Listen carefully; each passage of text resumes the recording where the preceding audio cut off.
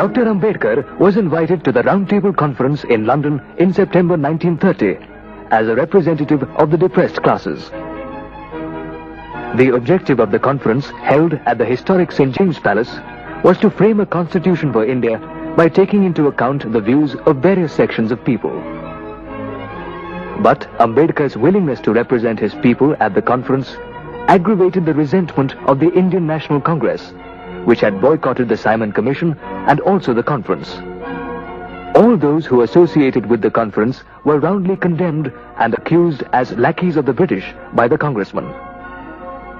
From then, Dr. Ambedkar, in the eyes of the Congress, carried the foul stigma of being a stooge of the British.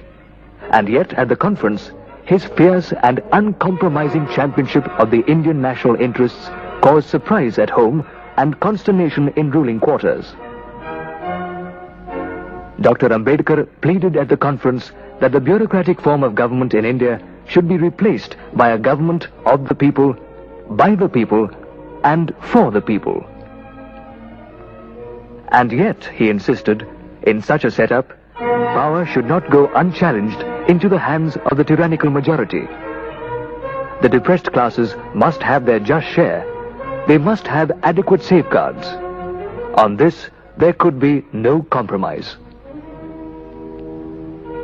In all the 3 rounds of the Round Table Conference, in the plenary sessions, in committee and in subcommittee meetings, Dr. Ambedkar used all his erudition and skill to champion 2 causes: India's freedom and safety, and the protection of the depressed in a free and democratic India.